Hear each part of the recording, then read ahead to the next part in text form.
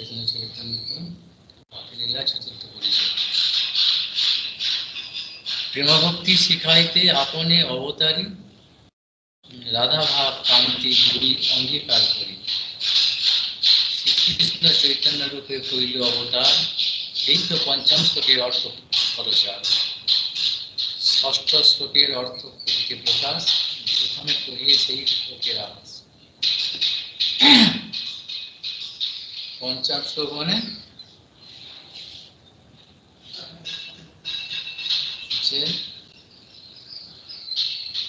পঞ্চম শ্লোকে বা ষষ্ঠ শ্লোকে আসছে রাধা কোন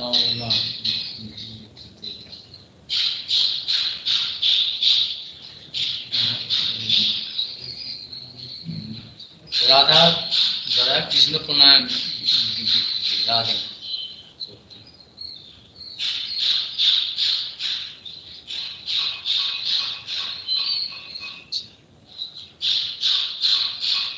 আমি শেষ করছি।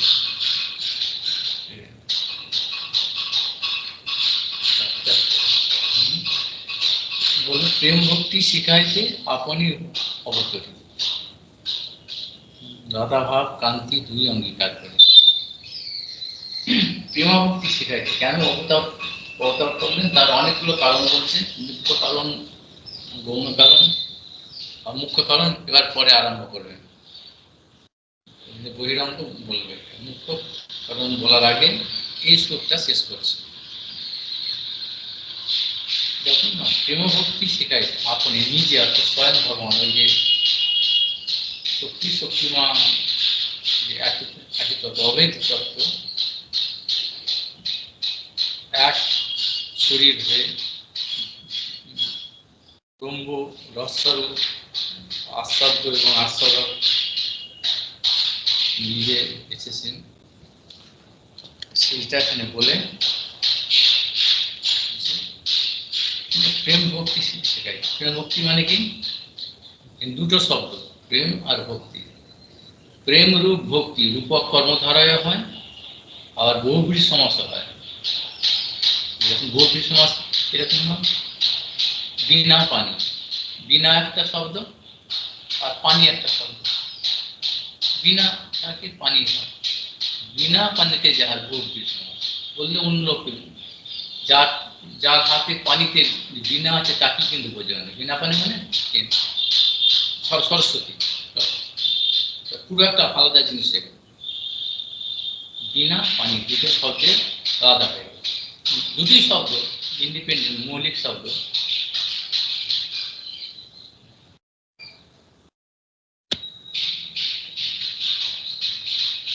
দুটোই মৌলিক শব্দ, দুটো মিলে একটা নতুন শব্দ, যেমন নতুন একটা বস্তুকে নিয়ে করছে বিনা করে সরস্বতী। এখানে সেরকম ভাবে প্রেম একটা শব্দ আর ভক্তি একটা শব্দ। প্রেম ভক্তি আবার একটা, প্রেম ভক্তি একসঙ্গে। প্রেম ভক্তি শেখাইতে আপনি অবতরী, প্রেম ভক্তি শেখাইতে। প্রেম ভক্তিটা কেন বলল একসঙ্গে? অর্থাৎ প্রেম আগে ছিল, আছে, এখনো আছে, ভক্তিও আছে। মহাপ্রভুর আগে, মহাপ্রভুর আগেও ছিলেন এইসব, প্রেমও ছিল, ভক্তিও ছিল, এখনো আছে। সেই যে সাধারণ প্রেম আর ভক্তি, ভক্তি সকলেরই তো আছে, অনেক রকমের ভক্তি আছে, ওই প্রেম বা ওই ভক্তি শেখাতে আসেনি। প্রেম ভক্তি একটা আলাদা জিনিস, সেটা একটা জিনিস। কিন্তু ওই ব্রহ্মার একদিনে যেটা আছে স্বভক্তি শ্রিয়াম অনাদিত চরণ চিরা, যে শ্লোকের মধ্যে বললেন, অর্থাৎ সেই ব্রজের প্রেম, কৃষ্ণ প্রেম, কৃষ্ণ প্রেম ভক্তি, সেটা শেখাবার জন্যে রাধা ভাব কান্তি দুইজন। রাধা অর্থাৎ শক্তি, নিজেরই শক্তি, শক্তি মানে শক্তির ভাব, মূর্ত বিগ্রহ যে রাধারানী, তার ভাব এবং কান্তি দুটোকে অহংকার করে এই প্রেম ভক্তিটা কি করে যে পেতে হয়, বাবার কৌশলটা নিজে আচরণ করে শিক্ষা দেয়। এখানে এই প্রসঙ্গে আসার আগে তো কিছু যেটা নয় সেটাকে অন্যয় আর ব্যতিরেকভাবে কোনটা নয় সেটাকে বোঝবার জন্য এখানে বলে দেব। যেটাকে আমরা জানি প্রেম ভক্তি বলে, সাধারণ মানুষের মধ্যে অপপ্রচার হয়, সেইটা নয়, আগে সেটাকে বুঝতে হবে। মহাপ্রভু কি শেখাতেন? গীতার মধ্যে বলছে না, পরিত্রাণাসন যদা যদা হি ধর্মস্য গ্লানির্ভবতি ভারত অভ্যুত্থানম মানুষ জন্ম পরিত্রাণায় সাধনাং বিনাশায় ধর্ম সংস্থাপনা আসতে হয়। এই ধর্ম সংস্থাপন করতে তাকে আসতে হয়, তার অবতার। আর এখানে স্বয়ং আসেন একবার, মানে যুগে যুগে আসেন তিনি, আর বোমবার একদিনেতে। সেটা সেই তখন ওই প্রেম ভক্তি দেয়, বিশেষ প্রেম ভক্তি। আর তার সঙ্গে সঙ্গে আনুষঙ্গ কাজ হিসাবে আগে এগুলো সব দিয়েছেন, ওই ধর্মের সংস্থাপনও হয়ে যায়, মানে অধর্মের বিনাশ, দস্যুদের বিনাশ, সেগুলো হয়ে যায়। তা কেমন এই কলিযুগেতে এই অধর্মটা আর ছলধর্ম, কুধর্ম, বিধর্ম, এগুলোই কিন্তু মতে ছাড়া দেবে। ভাগবতের দ্বাদশ স্কন্ধের দ্বিতীয় অধ্যায় ভালো করে এটা বলেছে। এখন কি হয়েছে না, এটা আমরা আশ্চর্য, এই কলিযুগের হতভাগা জীব, যে কেউ আমরা বুঝতে পারি। এখন কি হয়েছে, যে এই যত ছল ধর্ম করবে, ধর্মকে নিয়ে ব্যবসা করবে, বিশেষ করে এই সনাতন ধর্মকে যত অপমান করবে, বাজে কথা বলবে, সে তত বড়, মানে বড় দুরাত্মা, তারা মহাত্মা হয়ে যাবে। আসামিগুলো স্বামীজি হয়ে যাবে। একটা আশ্চর্য, তার প্রমাণ কিছু কিছু ধর্মগ্রন্থ তো গীতা, গীতা তো আমাদের ধর্মগ্রন্থ, সনাতন ধর্মের ভগবানের মুখনিষ্ঠত বাণী, তার নাম রূপ গুণ লীলা সবই সমান, তিনি ভগবান স্বরূপ। তাকে যে বলছে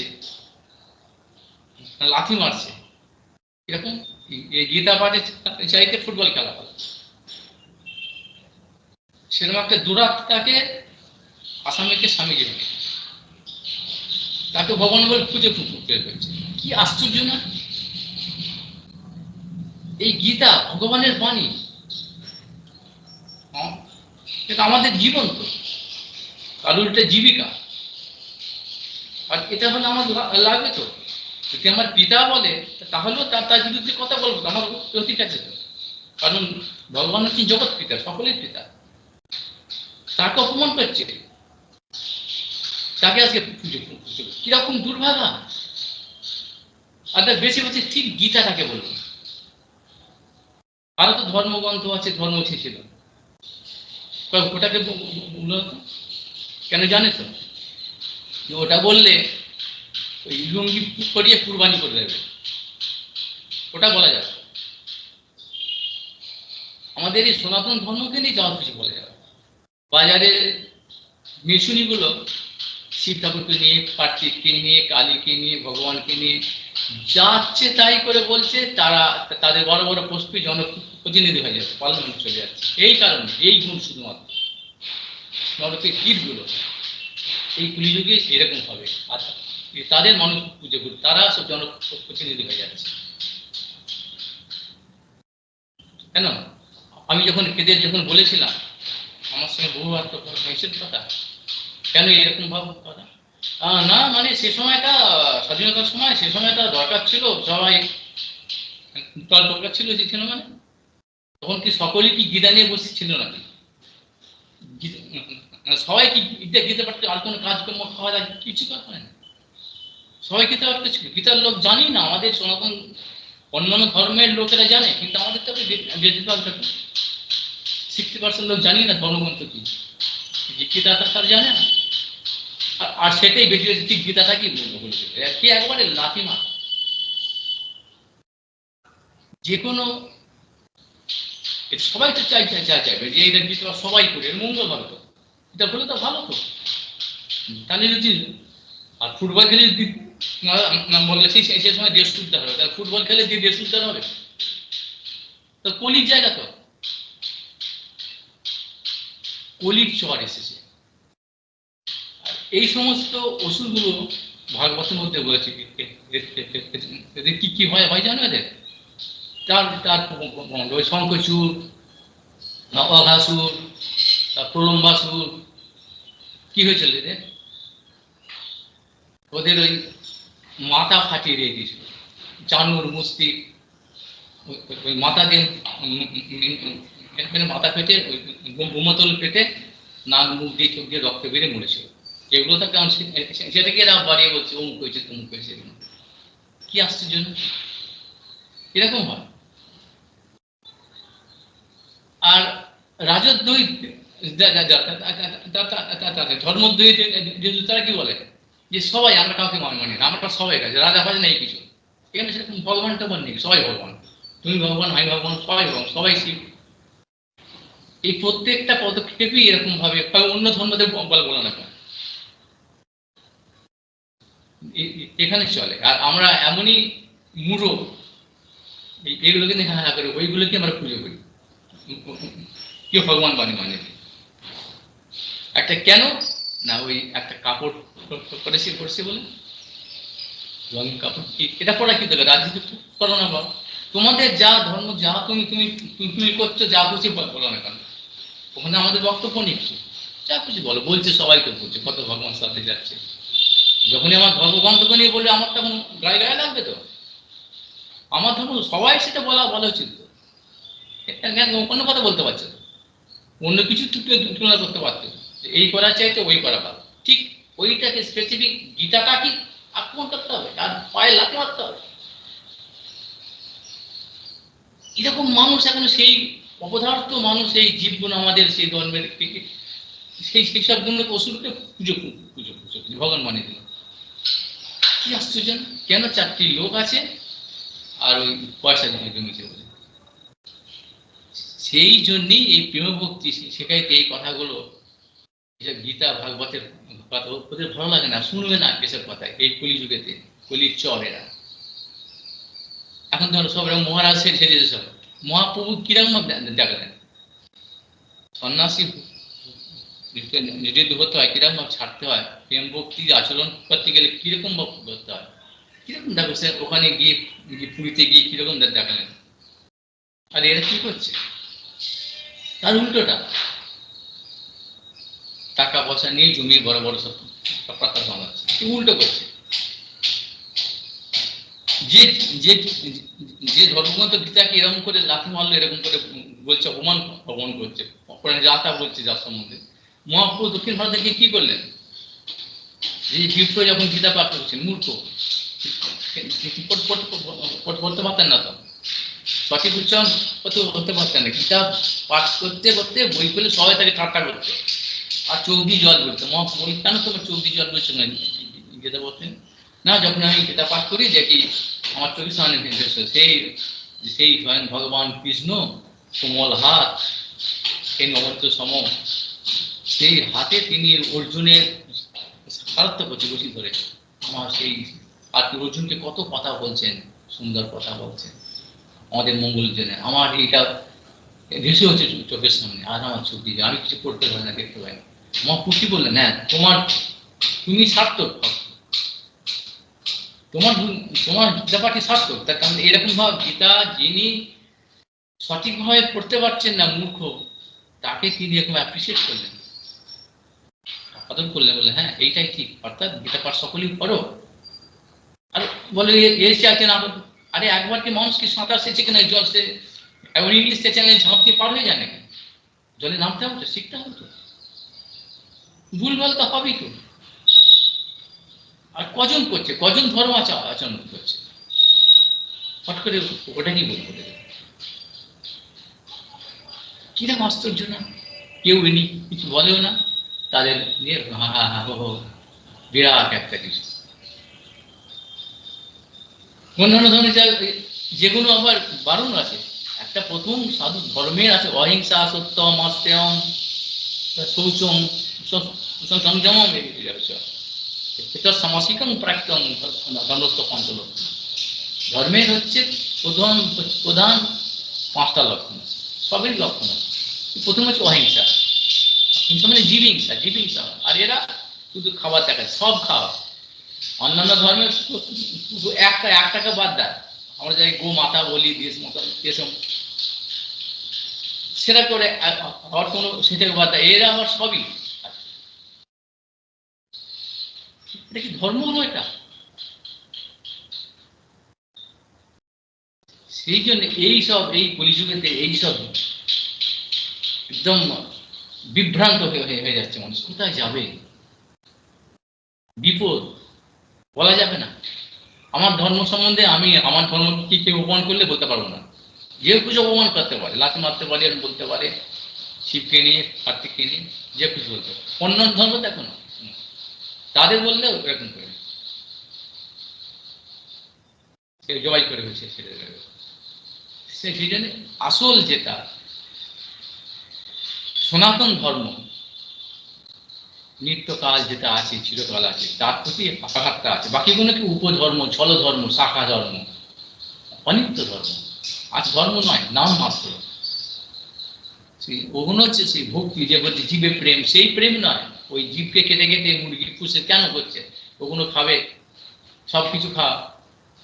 রাক্ষসের তো কোনো উচ্ছিষ্ট কোনো বলেনি। রাক্ষস জানো, অসুর, দৈত্য, দানব, রাক্ষস, নিকৃষ্ট রাক্ষস, এরা সব খায়।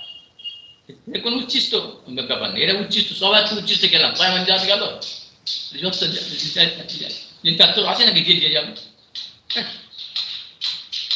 এইসব হচ্ছে বাহাদুরি করে মানুষকে ঠকিয়ে কোনো আচার বিচার বা কোনো সদাচার, সব হচ্ছে পদাচার, সব উচ্ছৃঙ্খলতা।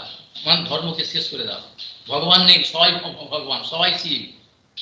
গীতা পাঠ প্রসব করে কি হবে? ধর্ম সঙ্গে কি হবে? ফুটবল খেলো, এগুলি দেশ উদ্ধার হবে, তাহলে তুমি সব পেয়ে যাবে। মানে তবু বুঝতে পারছে না, আর এইগুলোকে বুঝতে পারছে না অন্য কথা। প্রত্যেকটা পদক্ষেপে এরকম করছে, নাকি দেশ উদ্ধার করেছিলাম, পেলেও নাকি ধর্মকে উদ্ধার করেছি, বিশ্বের মধ্যে থাকে নাকি দিয়ে দিয়েছে, আর কেউ জানে তাকে সর্বনাশ করে দিয়ে চলে এসছে। তাকে পরিষ্কার করতে হবে। এইগুলো মাঝে মাঝে দুঃখ আসে, যে বলার জায়গা নেই। এই যে সত্য বস্তুটাকে ধরার জন্য, অর্থাৎ এইখানে যেতে গেলে এই সবগুলোকে, এই দুর্বলতাগুলোকে ছাড়তে হবে। এই জন্যে সেদিনই বলছি যে কাউকে কিছু আঘাত করার জন্য না। আমাদের যারা আঘাতে চাচ্ছে, ভজন করতে চাচ্ছে, তাদের এই সব দুর্বলতাগুলো একদম পরিষ্কার হবে। অর্থাৎ তত্ত্ব সিদ্ধান্ত না জানলে এই অপসিদ্ধান্ত, এইসব ওষুধের দল এসে ঠুকিয়ে ভুলিয়ে ভাগবতের মতো এই সমস্তগুলো আছে, এসে ওই ধর্ম বলে চলেন রাবণের মতো একটা কাপড় পরিয়ে এলো, আর অতি মানুষ তাকে ওই কাপড়টার জন্য কি বলছে, সন্ন্যাস করছি নামে চলুন। তার জন্য যে তপস্যা চাই, তার জন্য যে ত্যাগ চাই, তিতিক্ষা চাই, এসব নেই। সেইটা চৈতন্য মহাপ্রভু। এই প্রেম ভক্তি, প্রেম সব যে প্রেম, প্রেম এসব নয়। এই শক্তি দেশভক্তি, দাসভক্তি, এসব ভক্তি নয়। এই প্রেম ভক্তি একটা আলাদা জিনিস, যার ফলে এই চৈতন্য মহাপ্রভুর নামে কত কি বলছে। চুপচাপ, সবাই চুপচাপ, যা খুঁজে বলতে ভগবান সন্তুষ্ট, এতে ভগবান যদি যায় আসে না। কিন্তু যারা ভক্ত, আমাদের তো গায়ে লাগবেই।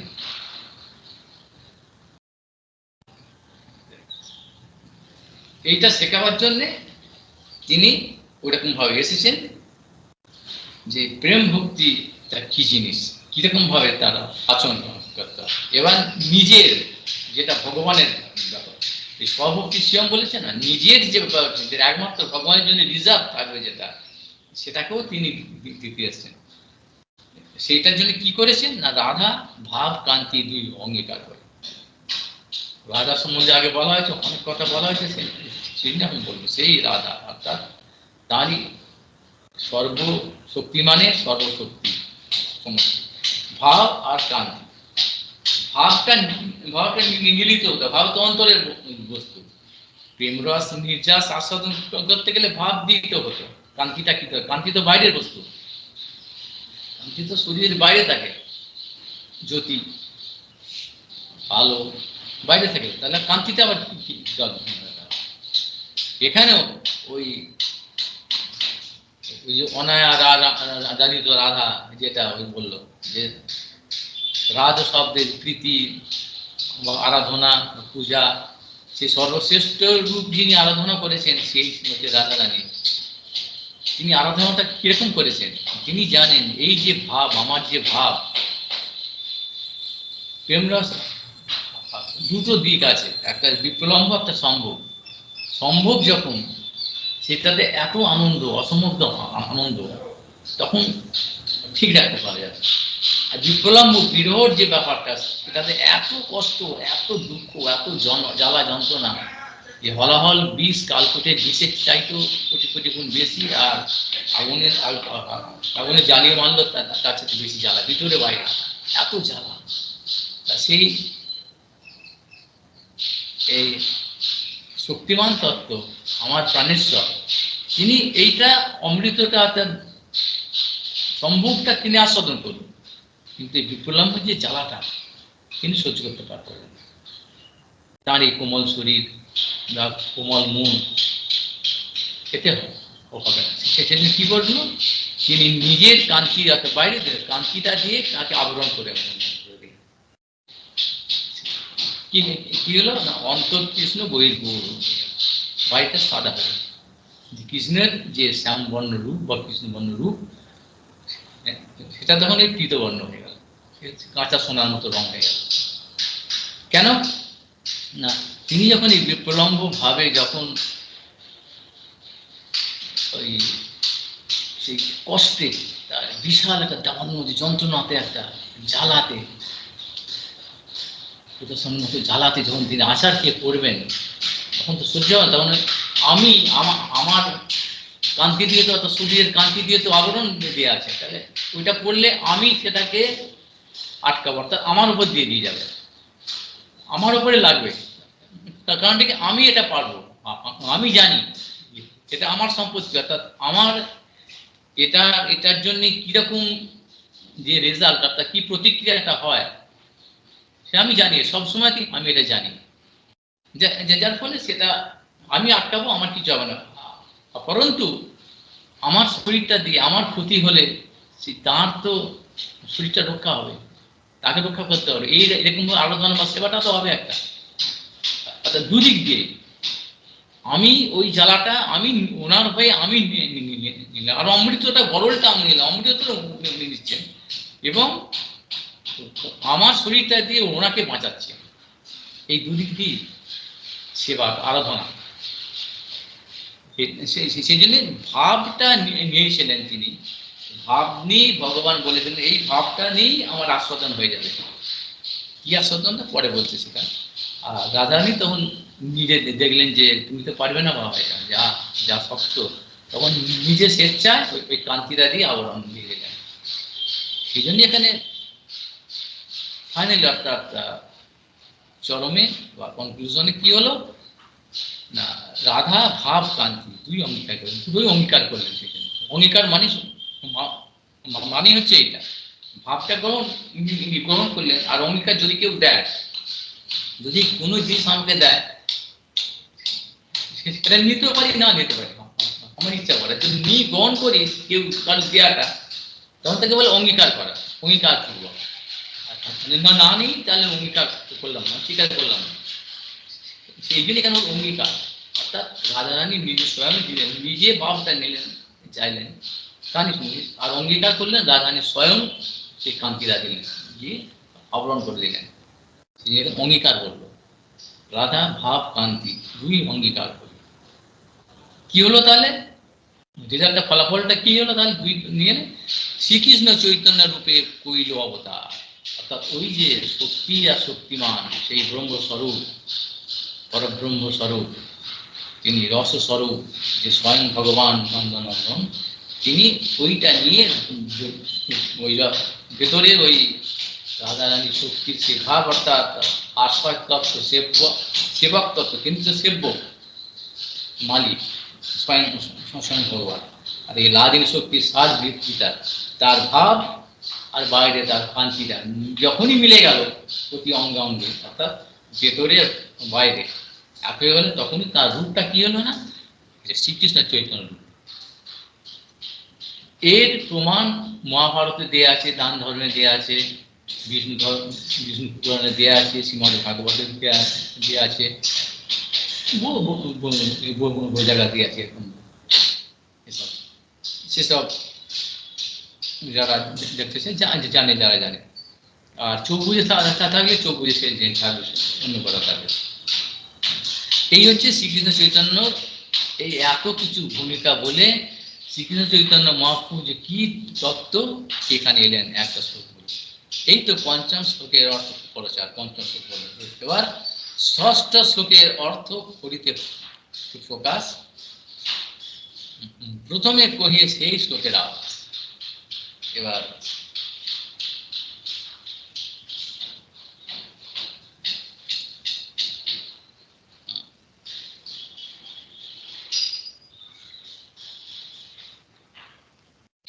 শোকের আভাস করছে। এবার ওই শ্রী রাধায়া প্রণয় মহিমা কীদৃশ, এইটা কীদৃশ বা নয় বা কি দেখছেন। তারপরে কি বলছে, অবতরী প্রভু প্রচারিলা সংকীর্তন এহ বাহ্য হেতু পূর্বে প্রিয়াছে সূচনা। অর্থাৎ ওই শ্লোকটার কথা বলে, যেটা বলা হলো, অনর্পিত চরিচিরা পুরনয় অবতীর্ণ কলো সমর্পয়ে তুমুন্নত উজ্জ্বল রসাংস ভক্তি শ্রিয়ম। এইটা অর্থাৎ বহুদিন বোম্বার একদিন বহুদিন যে প্রেম দেওয়া হয়নি সেটা তিনি প্রচার করতে গেলেন, অর্থাৎ সংকীর্তন প্রচার করলেন। তাহলে এখানে কি বলা হচ্ছে, যেটা বললাম যে তিনি ওই নাম প্রেম দেবার জন্য, ওটা গৌণ কারণ হোক, ওটা একটা কারণ। অনেক অদ্বৈত আচার্য ডাক ভক্তের বা এই যুগ যুগ ধর্ম সময় এই সমস্ত অনেক কিছু হয়েছিল। এগুলো হচ্ছে বাহ্য কারণ, বাহ্যিক বা গৌণ কারণ। তিনি নাম প্রেম দেবার জন্য সংকীর্তন প্রচার আরম্ভ করলেন। সেই জন্য বলা হয় কি না, সংকীর্তন পিতা। কেন সংকীর্তন? করো নাচতে বা নাচতে বা নাচতে এই কলিযুগেতে কি একমাত্র গতি কিনা হরের নাম, হরের নাম, হরের নাম। এই হরিনাম সংকীর্তন ছাড়া আর কোনো যা কিছু করো, কর্ম জ্ঞান যোগ যাগ দান ধ্যান তপস্যা যত কিছু করো না, যদি তার সঙ্গে হরিনাম সংকীর্তন মিশ্রিত না হয়, তাহলে তার ফল প্রাপ্তি হবে না, অন্যরকম কোনো ফলই প্রাপ্তি হবে না। আর নাম কীর্তনের যে প্রধান ফল কি না, ওই প্রেম ভক্তি, এটা তো অনেক দূরে। এটা সঠিকভাবে না করতে পারলে হবে। তা আনুষঙ্গ ফল আছে, যেরকম ভাবে নাম প্রেমও তার জন্য সঠিকভাবে না হলে তার অন্যান্য ফল পেয়ে আনুষঙ্গ ফলগুলো পেয়ে যাবে। ওই কর্মের যা ফল ভোগ করা, জ্ঞানের যা ফল, ওই মুক্তি, যোগের ফল যা সিদ্ধি, এইসব। ওই সিদ্ধি মানে কোনো কিছু, এখন তো মানুষ ওইটা দেখে কোনো কিছু ক্ষমতা, এই দেখো এই মেঘ থামিয়ে দিল, ওই করে দিল, এই একটা কিছু করে, ওই জলের ওপর হেঁটে চলে জলে গেল। মানুষ এগুলো কি ভাবে যে বিরাট কিছু আছে, এগুলো ভেলকি, এগুলো থাকে না তো, এগুলো নয়, হাওয়াই মতো ওই করে করে কিছু ক্ষমতাগুলো পাওয়া যায়। ভগবান তার তার ভক্তকে এমন পেতে চায়, ভগবান নেয় না। এই তো ভক্ত নেয় না, এগুলো অঙ্গীকার করে না। আর ভগবান আসল ভক্তকে দেয়ও না। কৃষ্ণ যদি ছুটে ভক্তে ভক্তি মুক্তি দেয়া প্রভু না দেন রাখেন লোকে।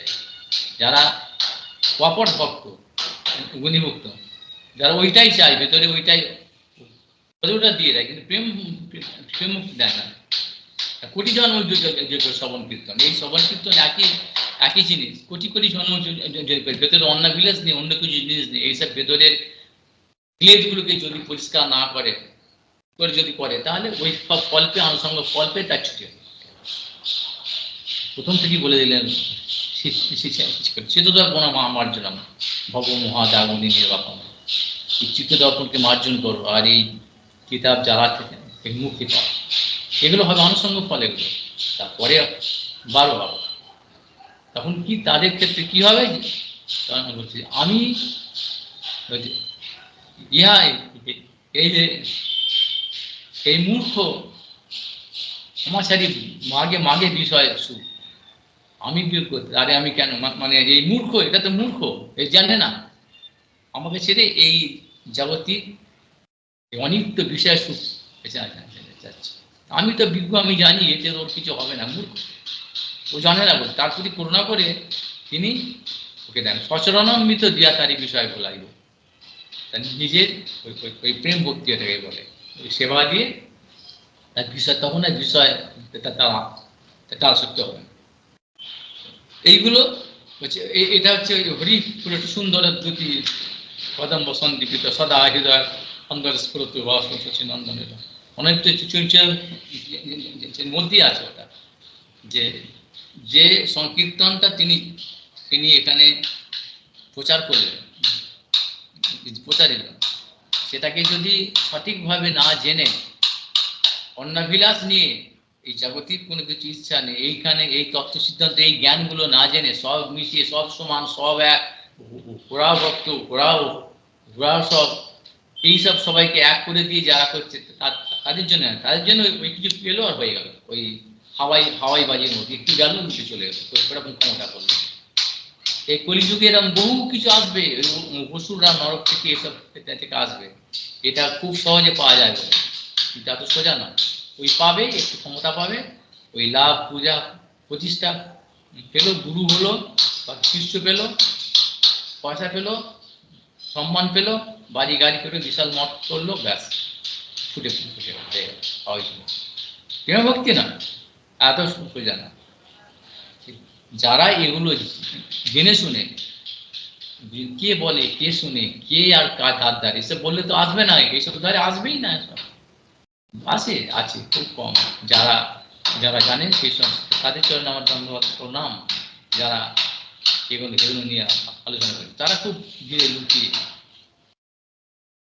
তাই এবার তাহলে কি বললো, এই সংকীর্তন প্রচারটা যে করলেন এটা তাহলে বাহ্য, বা এটা আসল না, তো গৌণ কারণ জানতো, এইটা মুখ্য কারণ না। সংকীর্তনের জন্য এসেছেন বলে না প্রেম ভক্তি, এসব করতেন, নাম প্রেম দিতে এসে এরকম নয়। তার এবার হচ্ছে অবতারের আর এক আছে মুখ্য বীজ, রসিক শেখর কৃষ্ণের সেই কার্য নিজ, অর্থাৎ এই যে অবতীর্ণ হয়েছেন তিনি, করুণায় অবতীর্ণ কল, তার একটা মুখ্য একটা প্রধান বীজ, মানে কি কারণ, মানে সরস, অর্থাৎ গুরু, মূল, বীজ মানে মূল, তো মূল মানে বীজ থেকে সব কিছু একটুখানি দেখতে, সেটা মূল কারণ, মুখ্য মানে প্রধান মুখ্য বীজ কি না, রসিক শেখর কৃষ্ণের সেই কার্য নিজ, তিনি রসিক শেখর।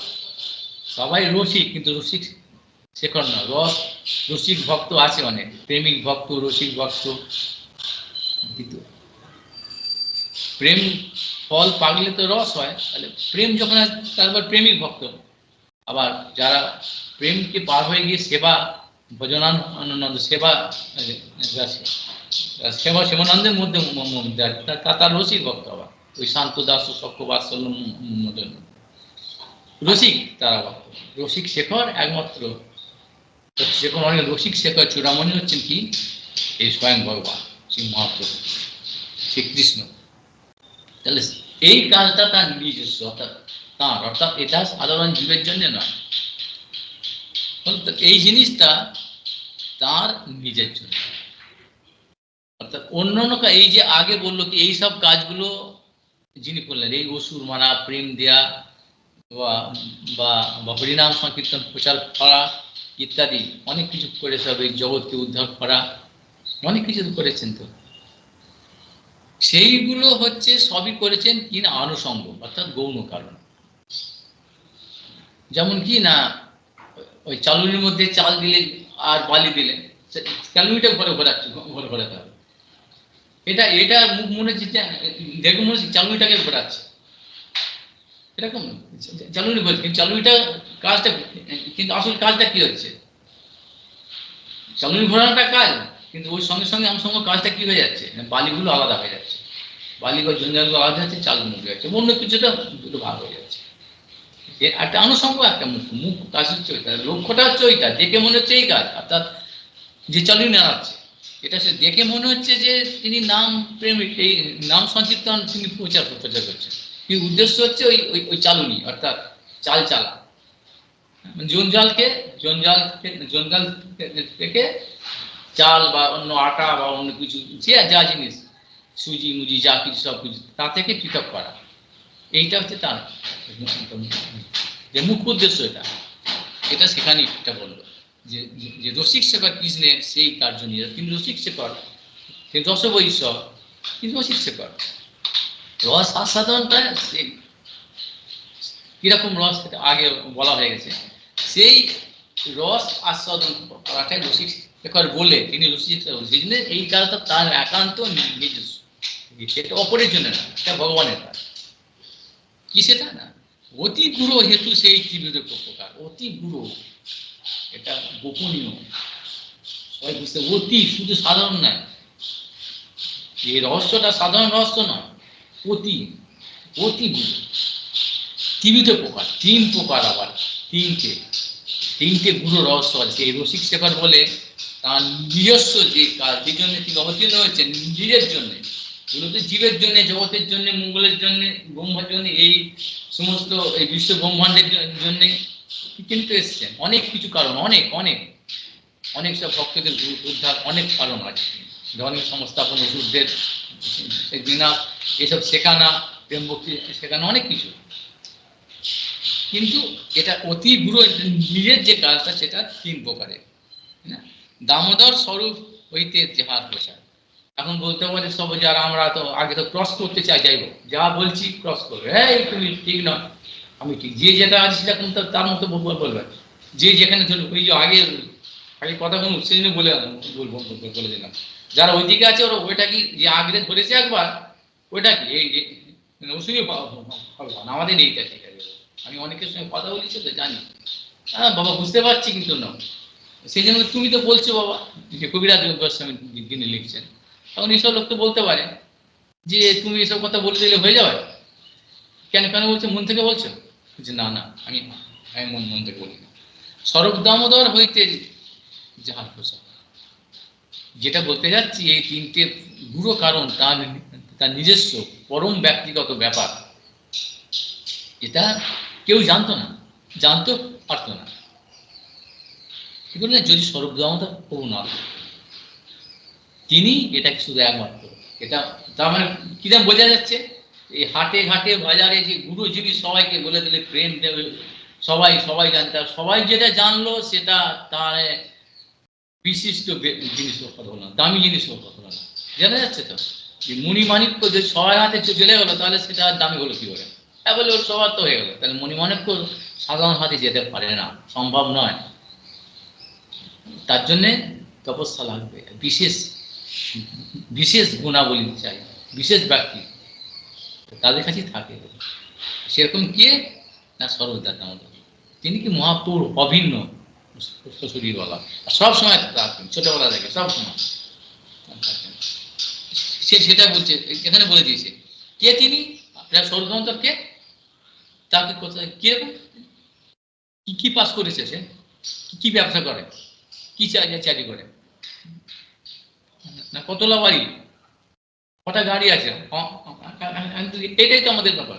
তা এখানে বলেছি স্বরূপ গোসাই প্রভুর অতি অন্তরঙ্গ, তাহাতে জানেন প্রভুর এসব প্রসঙ্গ, এইসব আগে বলবো যে ওই জাগতিক এই বিচার দিয়ে আমরা বিচার করি মানুষটা কি, সে কত বড়, ভেতরে ধুঁধুল, ভেতরে ওরকম বা অসভ্য অসুর, কিন্তু বাইরে একটা কাপড় পরে নিল আর ওইরকম কিছু গাড়ি বাড়ি নিয়ে যে চললো, একটা খাঁটি পাক্কা চোর, একটা সবাই চুরি করে করে সব জেল কাটছে, জেল কাটে তারা গালাগালি করছে, মানুষ ভগবানকে ভক্তকে মানুষ এটাকে মেনে নিচ্ছে, বাধ্য হচ্ছে। এখানে ওসব নয় রে বাবা, এটা কি না অন্তরঙ্গ, প্রভুর অতি অন্তরঙ্গ, তার মানে সবাই অন্তরঙ্গ হতে পারে না, ভগবানের কাছে যেতে পারে না, সে ক্ষমতা নেই, অতি অন্তর বলে তার অন্তরঙ্গ, তাহলে ওই একজনই ছিলেন, না না না, অন্তরঙ্গ অনেকেই ছিলেন, ভগবান অন্তরঙ্গ তো অনেকেই থাকবেই, কিন্তু ইনি হচ্ছে অতি অন্তরঙ্গ। অতি অতি আরেকবার বলেছে যে অতি গুরু হেতু, অতি গুরু হেতু, এই কারণটা অতি রহস্যময়, অতি সাধারণ রহস্য নয়। আর সেই জন্য এটা জানেন কে, যিনি অতি অন্তরঙ্গ, ওইখান থেকে এখানে যোগটা দিয়ে দেবেন। অতি গুরু বস্তু সাধারণ যে জানবে কি করে, গুরু বস্তু সাধারণ জানতে, অতি গুরু বস্তু বলে অতি অন্তরঙ্গ ব্যক্তি জানতে পারে। স্বরূপদানন্দ একমাত্র অতি অন্তরঙ্গ, আর কেউ না। ভগবান যে তিনি তার ব্যক্তিগত এটা সেই কার্য নিজ, এটা বলে রসিক শেখর কৃষ্ণের সেই কার্য, রসিক শেখর একজনই স্বয়ং ভগবান, তার নিজস্ব কাজ এটা, সেটা কিনা সে অতি গুরু, আর সে তার অতি অন্তরঙ্গ আবার একজনই কিনা স্বরূপদানন্দ। তাহাতে জানেন প্রভুর এসব প্রশ্ন, তা তিনি কি করে জানলেন না, ওই কারণটা, ওই একটাই কারণ, আর দরকার হয় না কারণ। যেরকম প্রমাণ আর প্রমেয়, বেদ একমাত্র প্রমাণ, প্রমেয় অনেক অনেক প্রমাণ, একটাই মাত্র প্রমাণ বেদ, শব্দ প্রমাণ, বেদ প্রমাণ, আর কিছু প্রমাণের দরকার নেই। কেন আমরা যে এসব যে আমাদের ইন্দ্রিয় যে ওই যে চক্ষু কর্ণ জীবন এসব দিয়ে যে আমরা দেখছি যে প্রত্যক্ষ অনুমান, প্রত্যক্ষ পরোক্ষ অনুমান, সব অনুমান করে লজিক দিয়ে বা প্রত্যক্ষ আমরা যা দেখছি, এগুলো কি প্রমাণ না হচ্ছে না, এসব ফ্যালাসি আছে, ভুল হয়ে যাবে। কারণ আমাদের চোখের ক্যাপাসিটি তো কম, মানে আনলিমিটেড নয় তো, সমস্ত ইন্দ্রিয় তো আমাদের লিমিটেড, একটা বলছি আছে একটা, সব লংজিভিটি একটা আছে, তার রেজিস্ট্যান্স পাওয়ার একটা আছে, সব কিছু লিমিটেশন। এর বাইরে তো অনেক বড় কিছু বিশাল ব্যাপার আছে। সেদিন আমাদের এই চোখকে, এই মনকে, এই বুদ্ধিকে, এই ইন্দ্রিয়কে, স্পর্শকে কি করে বিশ্বাস করে দেখছি? তো আমরা যে জিনিসটা দেখছি সেটা তো আলোর প্রতিফলন, বস্তুকে তো আমরা দেখতে পাই না ঠিক মতো। তাহলে এই দিয়ে আমরা কি করে সিদ্ধান্ত দেবো? সেই রসিক শেখর কৃষ্ণ স্বয়ং ভগবান পরব্রহ্ম, তার বিচার করতে যাবো, এই প্রমাণ নয়, সেই জন্য বেদ প্রমাণ। বেদ কেন না, অপৌরুষীয়। অপৌরুষীয় মানে এই সাধারণ এই জগতের এই মরণশীল লোকের দ্বারা, যেরকম নভেল, নাটকে, রেডিও, টিভিতে, খবরের কাগজে, এই ম্যাগাজিনে সব একটা কেউ লিখে দেন না, বড় বড় সব কতগুণ সব ম্যা ম্যা করে কতগুণ, ওই একটা আছে জানি নাম বলছি না, এরকম করে বানিয়ে বানিয়ে বানিয়ে বানিয়ে এখন সব ওই সব সম্বন্ধে যা বললাম প্রথমে, ওই ভাগবতে যা আছে সেগুলোকে বানিয়ে বানিয়ে মন ঘোরা করে কথা কথা কথা তো মাথায় দিতে জান তো, বক্তা তো ওরকম করে করে করে টেনে টুনে বানিয়ে দিতে চায়। অনেকেই আছে কত ভগবানের চাষ করে করে দিচ্ছে, সোজা, এটা সোজা কথা। জুড়ি অর্থের সাধারণভাবেই তো এটা ভগবানের তো লক্ষণ দিয়ে আছে এই শাস্ত্রের মধ্যে। নব্বত পরিমিত, তার এরকম ভাবতে, তার কোনো দাড়ি হবে না, তার জরা মরণ মৃত্যু ব্যাধি এগুলো হবে না, এসবগুলো তো অনেক কিছু দিয়ে আছে। এটা বললেই তো হয়ে যায়, অত বলা কি দরকার? ওই জন্য টেনে টেনে নকলকে সাজাতে গেলে অনেক রকম ঢাল ঢোল পেটে দেয়। আর বোকাল চাকচিক্য দেখি ওই ফাঁদে পা দিয়ে যায় পতঙ্গের মতো, এরকম আমাদের দশা। আর সঠিক বস্তুকেও তার জন্য সফল লাগে না, তার দরকার নেই, এত তার মধ্যে আনন্দ তেজ থাকে। এই প্রভুর যে অন্তরঙ্গ সর্বদামদা, তিনি ওই মিডিয়ার সামনে আসতেন না, ওই ক্যামেরার সামনে ভালো করে সেজে গুজে এসে বলে এরকম এরম এরম দরকার, তিনি ভেতরে থাকতেন, এমন ভাবে থাকতেন একজন যে ব্যক্তি আছে কেউ জানতে পারতো না। যারা মহাপুরুষ কাছে আসতেন, কথা বলতেন, পাশেই মানে বাইরে ঘর একটা বারান্দাতে আসেন, কথা বলতেন, উনি থাকতেন ভোজন নিয়ে থাকতেন এমন ভাবে, মানে presence of mind, present moment, নিজের ওই অবস্থাতে থাকতেন এমন ভাবের মধ্যে, কেউ জানতে পারেন, একদম বিভোর হয়ে থাকতেন সবসময়। মহাপুরুষ সঙ্গে তৃতীয় একদম একাত্ম, সব জানতেন, কেউ জানতে পারতেন, কোনো শব্দ কোনো কিছু কারো বুঝতেই পারতেন না। মানে মহাপুরুষ সঙ্গে যোগ ছিল এরকম সম্পূর্ণ এরকম তিনি সর্বদা সবসময় ছোটবেলা থেকে, যখন মায়াপুরে যখন আবির্ভাব লিগে থাকতো তখন থেকে গদাধর পণ্ডিত ব্যাপারটা আলাদা, কিন্তু স্বরূপদাম দামোদর তিনিও ওরকম ভাবছিলেন সবসময়। যাক, তাতে এই কারণে বলছি, এই কারণটা বললো যে স্বরূপ দামোদরের কাছ থেকে আমি জেনেছি, বা স্বরূপ দামোদর বলেছিলেন কি রঘুনাথ দাস গোস্বামী থাকতো, মহাপ্রভু তো রঘুনাথ দাস গোস্বামীকে স্বরূপ দামোদর হাতে দিয়ে দিলেন সম্পর্ক, যেমন রঘুনাথ দাস গোস্বামী যেন সেই সম্বন্ধে। তা সেই রঘুনাথ দাস গোস্বামী নামটা কি না, স্বরূপের রূপ নামই হয়ে গেল। তিনি সেবা করতেন স্বরূপ দামোদরের আন্ডারে, তার নিয়ন্ত্রণে সর্বদা সবসময় জীবনটাকে তার চরণে দিয়ে দিয়েছেন, ডেডিকেট করে দিয়েছেন। যা বলতেন বেক অ্যান্ড কল, সবসময় এখন সবসময় তার সঙ্গে থাকতেন, দেখতেন। তিনি চলো তো ওইসবগুলো দেখতে চুপচাপ তিনি সাক্ষী ছিলেন তার, যে স্বরূপ দামোদরের সঙ্গে মহাপ্রভুর কি সম্পর্ক, কি লীলাগুলো উনি সেসবগুলো দেখতেন আর লিখে রাখতেন। স্বরূপ দামোদর লিখে রাখতেন। তার একটা খরচা ছিল, দামোদরের খরচা বলে, স্বরূপ দামোদর ডেলি খরচা মানে ডায়েরি। মুরারি গুপ্তের খরচা আছে আর স্বরূপ দামোদরের খরচা আছে, কিছু কিছু সব কিছু কিছু বিশেষ বিশেষ ভাব মহাপ্রভু বিশেষ কিন্তু ভাবে বিপদ থাকতে সহজ লেখার মতো সময় হতো না, কিছু কিছু অল্প তেমন, তার অতি ওই দিগদর্শনীতি অনেক হয়ে গেছে। সেই দেখে যে তাহলে কি স্বরূপ দামোদরের সঙ্গে কি হলো, তুমি কি করে জানলে যে প্রভুর অতি অন্তরঙ্গ তুমি স্বরূপ দামোদরের সঙ্গে কি না?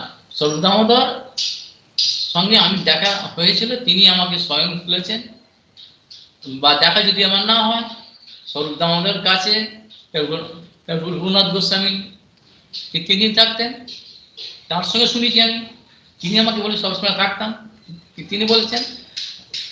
বা স্বরূপ দামোদর খরচা যেগুলো লেখা ছিল তার ডায়েরি, অর্থাৎ ডেইলি ডায়েরিতে, সেগুলো থেকে দেখে আমি যা কিছু পেয়েছি সেখান থেকে আমি লিখছি।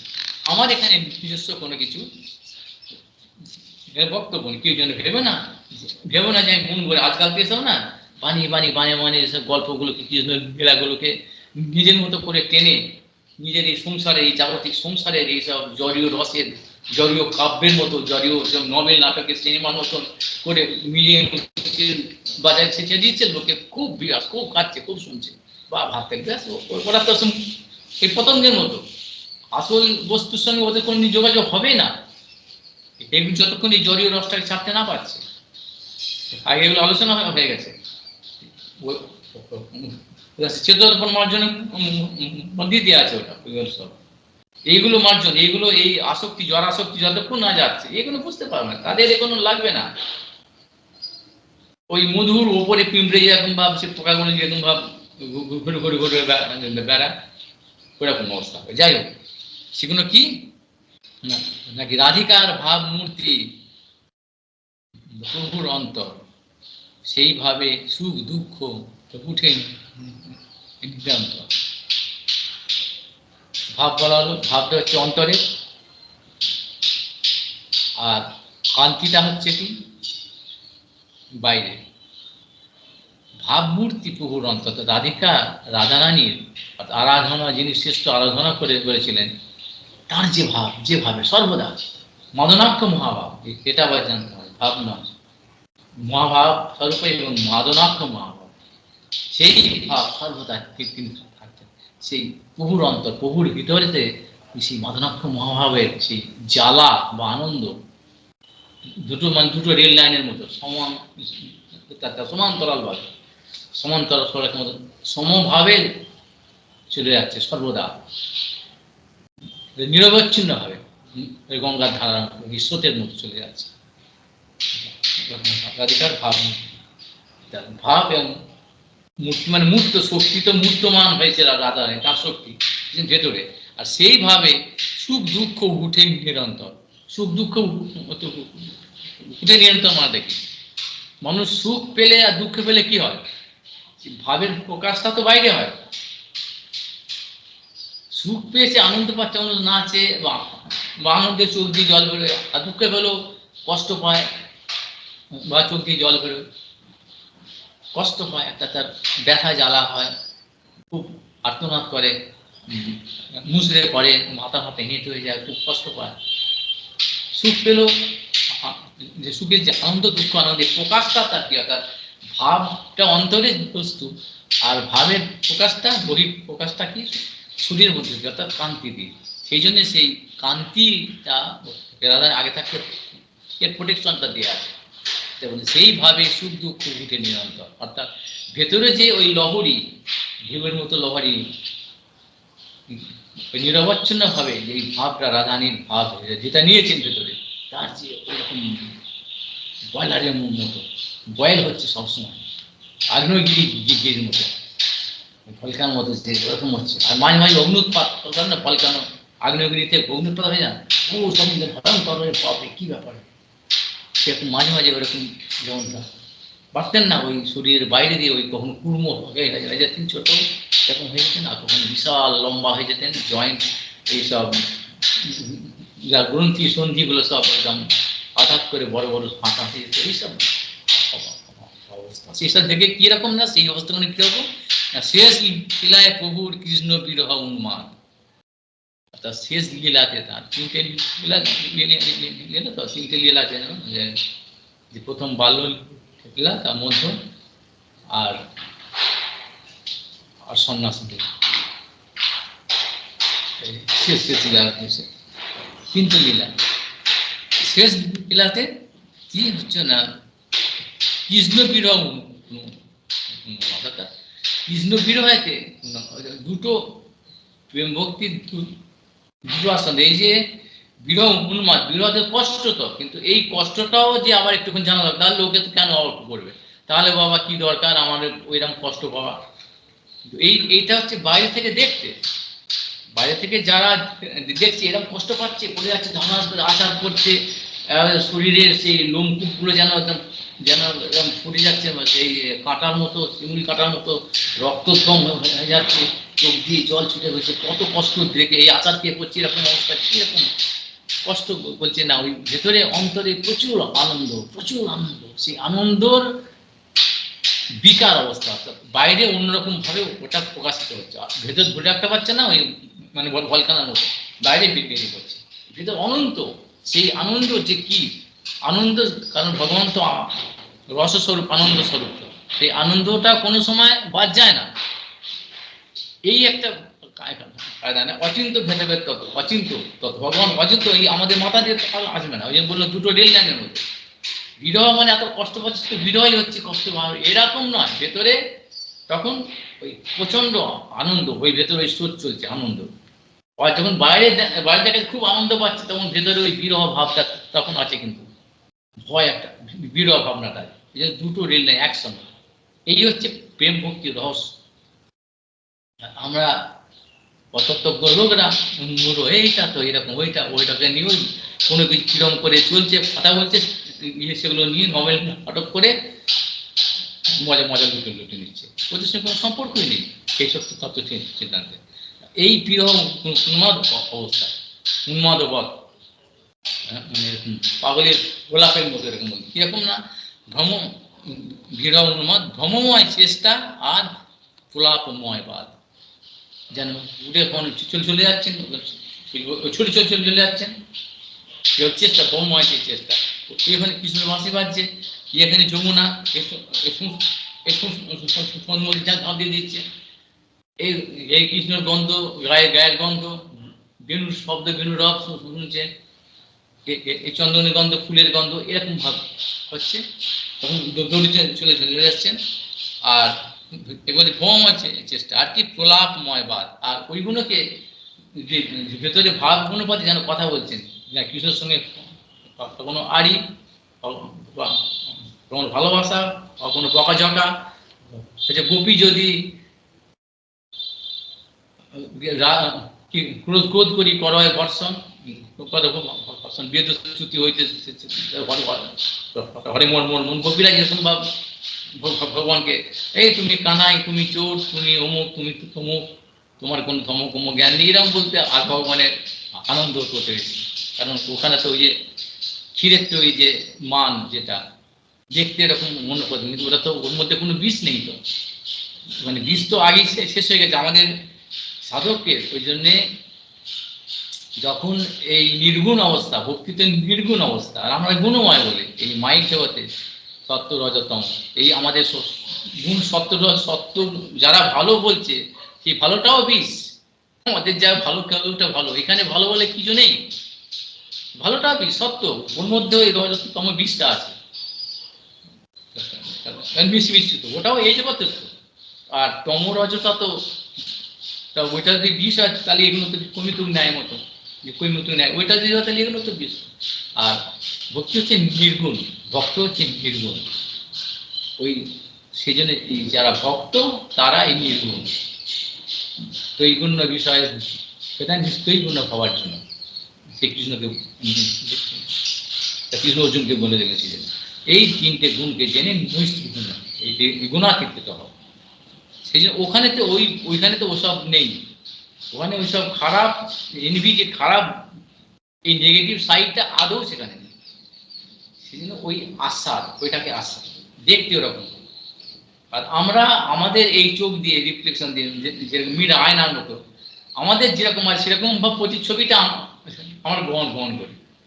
ওই যে ওই আসলটাকে আমরা প্রথমে বললাম, আমরা যেটা এই চোখ দিয়ে দেখি এই অক্ষজ ব্যাপারটা, এটা ঠিক না, সত্যি নয়, আলোর ওপরে নির্ভর করছে, আলোর প্রতিফলনটাকে এটা সব ভুল, সবসময় ভুল, আমরা ঠিক বলতে পারি না যে এটা কি রং কি জিনিস আমরা ঠিক ঠিক দেখছি না।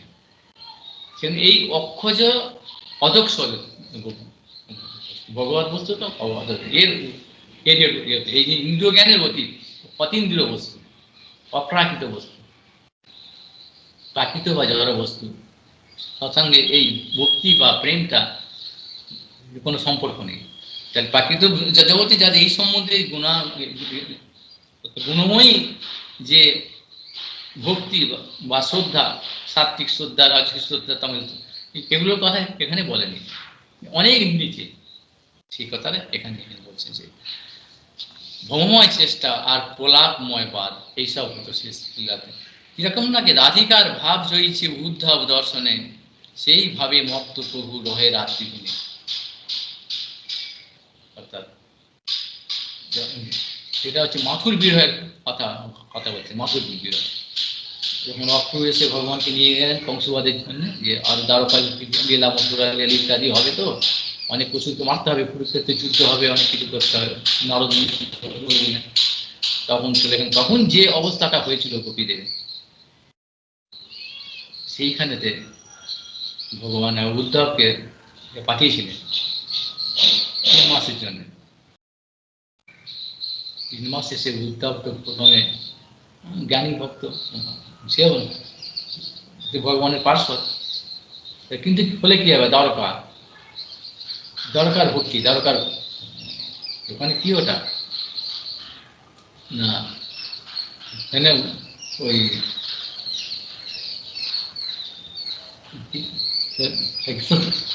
ওই দরকার যে প্রেম ভক্তি কি না, সম্বন্ধ আছে, সম্বন্ধ রূপ একটা পরিসীমা আছে, ওটাকে ভাঙতে পারে না। সেই জন্য উদ্ধব ভাবতো সবার ভগবানের সমান, তার মতো রূপ গুণ বুদ্ধি চাল চলন কথাবার্তা গলার স্বর গায়ের রং পোশাক সব কিছু দ্বিতীয় কৃষ্ণ। সেই জন্য তিনি একমাত্র যোগ্য লোক বলে ভগবান ওই ইউনিভার্সিটিতে পাঠিয়েছিলেন, ব্রজের গোপীদের ইউনিভার্সিটিতে ক্লাস ওখান থেকে নেওয়ার জন্য। তিনি যোগ্য লোক, একজনকে পাঠিয়েছিলেন তিনি, আর কেউ যোগ্য ছিল না এটা জানাবার জন্য। তিনি ওখানে গিয়ে দেখে অবাক হইলে 3 মাস থেকে কি ব্যাপার। আর তখন উদ্ধব দর্শনে যেরকম ওই রাধারানী তাদের যে ভাব, বিরহ ভাব, সেইটা সেই সবসময় মহাপুর সেটা সেরকম ভাবটা, অর্থাৎ মাতুর বিরহ। মাতুর বিরহ ওখানে তো একটু আগে বললাম, বিরহ মানে থেকে মানে বিশাল দুঃখ, কি কষ্ট।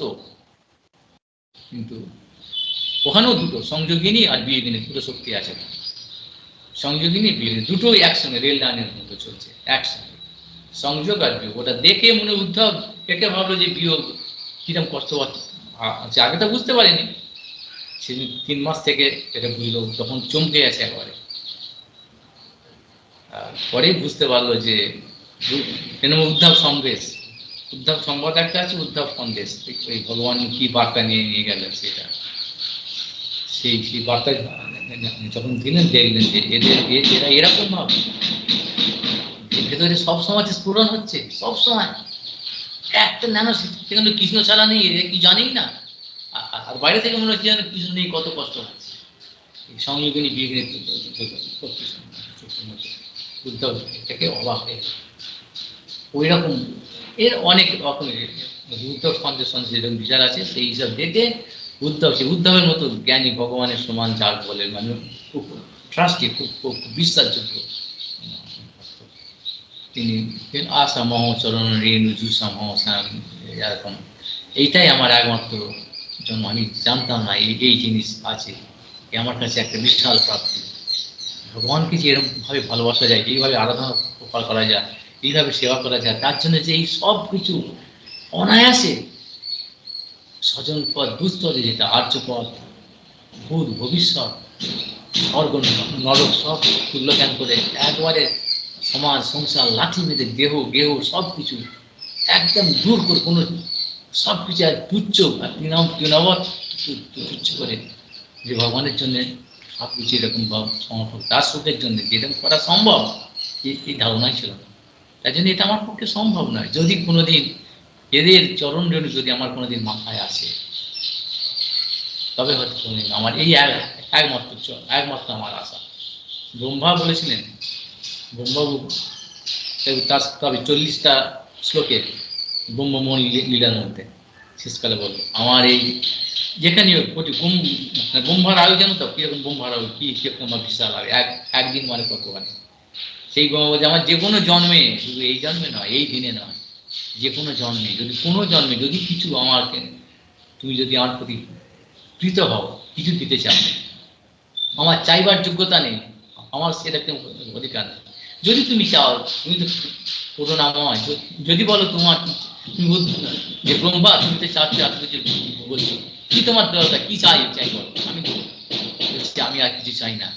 এই ব্রজের মধ্যে কোনো জন্মে কোনো সময় যদি সম্ভব হয়, একটা যদি তৃণ গুল্ম ঘাস তুমি যে কোনো জাতের যে কোনো জায়গা আমার জন্য জন্ম হয়, কেন না এই ব্রজবাসীর যে কোনো, এবং হরিণ ফরিণ ময়ূর টরি এদেরও যদি কোনো একটা ধুলো কণা আমার মাথায় আসে, আমি সার্থক।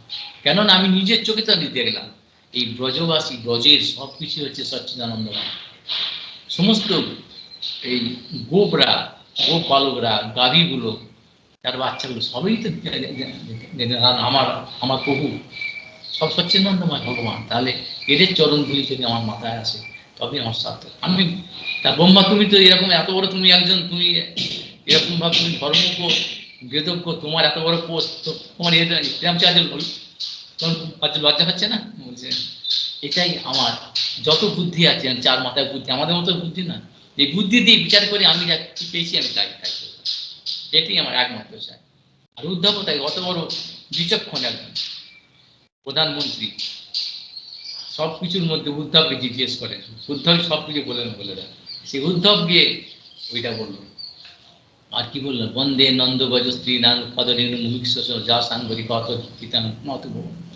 এই যে বজ কপিরা যে ভগবান সম্বন্ধে বলছে, কি কষ্ট, কি বিরাও কিছু নেই, এই কথাগুলো এর কোনো মানে বুঝতে পারবে না সাধারণ মানুষ। এই শব্দ কুম্ভদেব, এটাই বেদের চাইতো এটা বহু গুণ, এটা পবিত্র, এই সমস্ত বিশ্বের ব্রহ্মাণ্ডকে পবিত্র করছে। সেই জন্য আমার যদি আমাকে আবার তুমি প্রভু আমাকে তুমি চাও, আমাকে যে জিজ্ঞাসা করো তুমি কি চাও উদ্ধব, এবার আমাকে বলো তো কি পেলে। ওখানে আশা মহচরণ বৃন্দাবনে আমার এই একমাত্র আশা। আমার সেই চাইবার মতো ধৃষ্টতা নেই, আমার অধিকার নেই, আমি চাইছি না তোমাকে আমাকে দাও, না না না, আমি অতি নির্দিষ্ট, আমার যে অধিকার আমি চাইবার, আমার একটা আশা, গোপন আশা, তোমাকে আমি বলতেও পারছি না, বলার মতো আমার বলতে আমাকে লজ্জার কাজ করছে, ওরকম সম্ভব না। যদি তুমি বলো এরকম, যদি তুমি বলো যে উত্তর তুমি কি চাও, তাহলে আমার ভেতরে আমি বলতে লজ্জা করছি মুখ। আমার এই একটাই আশা, এই ব্রজের মধ্যে কোথাও কোনো কর্নার নেই, কোনো কোনো একটা কোনো জায়গা কোনো কোণে একটা এই ব্রজের মধ্যে একটা তৃণ গুল্ম যে কোনো কিছু একটা যদি আমার জন্মদান, আমার এই চল, আর আমার এই ছাড়া কিছু কিছু নেই।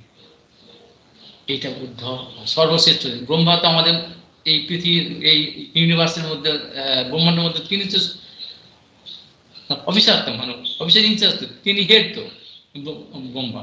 আর ভগবানের যত ভক্ত আছে তার মধ্যে ব্রজের বাইরে এই উদ্ধব হচ্ছে শ্রেষ্ঠ। এই দুজন শ্রেষ্ঠ, এই কথা জানি, নিজ দিন জানি গেল যে ভগবান কি বস্তু আর তার ধাম ব্রজ কি বস্তু, আর তার পার্শ্বদ ব্রজবাসী কি বস্তু, কি জিনিস, আর তার সঙ্গে যে সংযোগ, যে ভক্তি কি, সেই প্রেম ভক্তি, প্রেমটা কি, ভক্তিটা কি, আর সেইরকম সেই ভক্তই বা কি বস্তু, আমি ওরকম ভাবনা, সেই জিনিসকে এই ভগবান এসেছেন এই ব্রহ্মার একদিনে তিনি দিয়ে যান। সেইটা পাপার মতো সবাই, ওই আগে বললাম মণিমুক্ত সবার হাতে হাতে ঘুরে, রাস্তাঘাটে ভিখারির পকেটে থাকে না, এ লুকিয়ে থাকে। আর যার কাছে থাকে সে রাখার দায়িত্ব ভগবান নিয়ে নেন। যোগাক্ষেমম বহাম্যহম, যোগ, এটা যোগ, আর ক্ষেম সেটাকে রক্ষা করার তার বস্তু তো, তিনি না দিলে তো আমাদের ক্ষমতা নেই তো। যিনি এরকম শরণাগত, বুদ্ধ ব্রহ্মার মতো দেখে শরণাগত হচ্ছেন, কে ভক্তি, তার ভক্তি অনুশীলন করে করে করে করে এইগুলো আগে না জানলে কি করে শরণাগত হবে? কোন জানলো না, শুনলো না, বুঝলো না, কিছু ওই ওই করে হ্যাঁ করলো, আর ভেতরে সেই সেই গুঞ্জান নিয়ে সেসবগুলো সেই যেমন চালুনির মতো এরকম চালতে হবে সবসময়। জঞ্জাল নিয়ে হয় না এসব জিনিস, হয় না, এরকম করলে হয়ে গেল না। ওই জন্য দেখতে সন্ন্যাসী, দেখতে মহারাজ, দেখতে এরকম স্বামী, কে আসামি, কে কাপড় পরলেই আর আমরা, আর ওখানে বিশেষ জায়গায় থাকলেই আমরা ভেবে নিই, বারবার যে কথাটা বলি, এটা কোনো কারোর প্রতি কোনো ঈর্ষা করে বা কোনো কিছু আক্রমণ করার জন্য নয় বাবা। তারা যা করছে কোনো, কিন্তু আমি বললাম ওই জন্য যে আমার এই প্রভু, যিনি আমার জীবন সর্বস্ব, তাকে যদি কেউ অপমান করে, তার কথা অপমান করে, সেটা বলতেই হবে, নাহলে অপরাধ তো। এই শুনলেও তো বৈষ্ণব নিন্দা, শিব নিন্দা, ভগবানের নিন্দা, ভক্তি শোনা তো অপরাধ। সেরকম ভগবত গীতা সম্বন্ধে সেই জন্য বললাম, সেটা কিছু না বললে তার অপরাধ মধ্যে পড়ে যেত। সেই জন্যই বললাম, আমার তো কোনো ক্ষমতা নেই, আমি তো একটা তুচ্ছ, মানে কিলোর মতো একটা তুচ্ছ, আমার কোনো ক্ষমতা নেই। আমি বললি যে লোকে শুনবে, আজকে সেটা নিয়ে সব বলবে, এটা ঠিক নয়, আর আর সেটা তো না, সেরকম আমি আশাও করি না, প্রত্যাশা করি না। কিন্তু যারা শুনছেন, যদি তারা এই বস্তুটা শুনে দেখালো, তাহলে কি চাই? তাহলে আমাদের তো লক্ষ্য কি, এটা নয় ওটা, তাহলে কি? তাহলে সেইটা এই ছত্রে ছত্রে শাস্ত্র, মানে এরকম শাস্ত্র গ্রন্থের মধ্যে এরকম বলে দিয়েছে, প্রত্যেকটা শ্লোকে প্রত্যেক এরকম ইন্ডিকেশন করা আছে। কিন্তু আমি যদি বারবারও সেই বলি, তাহলে এই একঘেয়ে বলছি, আর যদি নাও বলি একবারও এই জিনিসটা, তাহলে কিছু তো বললোই না।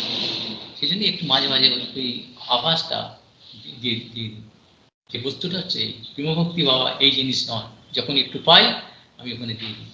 প্রেম ভক্তি যেটা আমরা জানি এ পুরোপুরি অন্য জিনিস, এ থেকে নির্মুক্ত হতে হবে, তবে ওই জিনিসটা পাওয়া। এই আমাদের বুদ্ধ আর ব্রহ্মাচরণের নমস্কার করে প্রণাম জানিয়েছি। এখানে ওই এটা বলবো, ওই জন্য আর আগে বাড়ছি না, এখানে এই কথাটা এসছে বলে আমি বলে ফেললাম। রাধিকার ভাব জয়ছি উদ্ধব দর্শনে, সেইভাবে মত্ত প্রভুর হয়ে রাত্রি দিন রাত মানে সর্বদা 24 ঘন্টায় ওই ভাবনা নিয়ে মহাপ্রভু।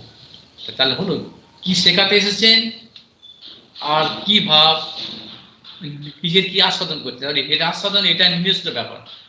আস্বাদন করলেও সেই বস্তুটাও তার নিজস্ব সম্পত্তি, হলো স্বভক্তি সিয়ম বলে, সব নিজস্ব জিনিস। সেইটা তিনি ওই স্বরূপদামোদরে,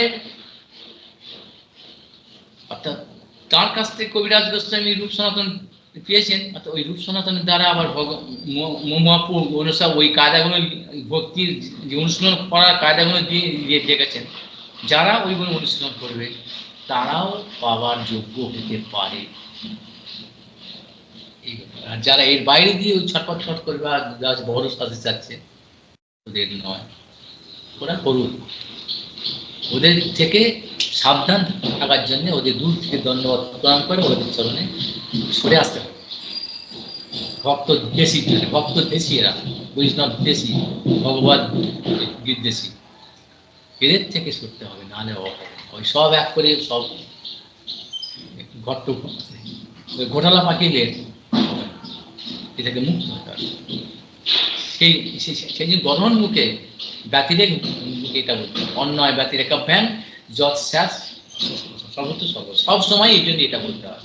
কেন এটা বলছি, এর যারা যারা সব বলে না ওটা হয় না, এটা বলতে হবে যে এটা নয়, আর কোনটা হয় সেটা বলতে। এটাকে না বলে ওটা বললে সব সময় করে বুঝতে পারবে না মানুষ। সেই জন্য আর আজকে বাঞ্ছা কল্পতরুভ্যশ্চ কৃপা সিন্ধু ভগবৎপতিতানাং পবনেভ্যো বৈষ্ণবেভ্যো নমঃ। হরে কৃষ্ণ হরে কৃষ্ণ কৃষ্ণ কৃষ্ণ হরে হরে, হরে রাম রাম। জয় সচিদানন্দ গুরু, জয় গিরিরাজ।